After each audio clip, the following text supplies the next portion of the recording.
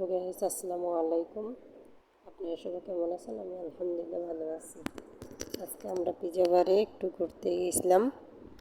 আমার ফ্যামিলির অনেকেই, ভাগ্নি, বড় আপু, ছোট বোন, ভাই বোন সবাই মিলে চলে গেছি বেড়াতে। দেখি এই তো আমরা এই লিফটের জন্য ওয়েট করতেছি সবাই।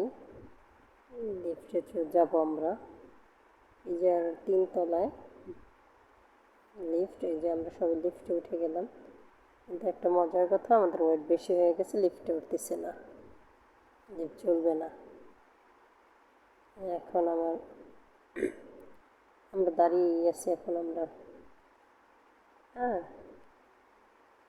কী করবে, তো আমার বড় ভাগ্নি সে বের হয়ে গেছে, তারা হেঁটে চলে যাবে। আমার ছোট বোনও বের হয়ে গেছে, হ্যাঁ ভাইয়ের বউ সেও বের হয়ে গেছে, ভাগিনা বের হয়ে গেছে, ছোট ভাগ্নিও বের হয়ে গেছে। তারা সিঁড়ি দিয়ে উঠবে, যে তারা সিঁড়ি দিয়ে উঠতেছে আস্তে আস্তে করে। আমরা অলরেডি চলে গেছি। ছোটো বোনেরা সিঁড়ি দিয়ে উঠতেছে, ভাগ্নি উঠতেছে, সবাই আমরা চলে এসেছি। আমরা ওই জায়গায় উপস্থিত ছিলাম। এই তো বোন যায় বলবো, আমাদের রেখে তোমরা চলে আসছো কেন? এই তো চলে এলো, এটা পৌঁছে গেছে আমাদের সাথে। এই জায়গাটা অনেক সুন্দর, অনেক সুন্দর। তোরা 10 নম্বর সেক্টর মনসুর মেডিকেলের অপর সাইডে। তো আমার ছোটো বোনে চলে আসছে। আমরা এখন সবাই টেবিলে বসবো। বসার পর আমরা সবাই মিলে পিক তুলবো, ভিডিও করব, এগুলো নিয়ে সবাই ব্যস্ত, যে যার মতো।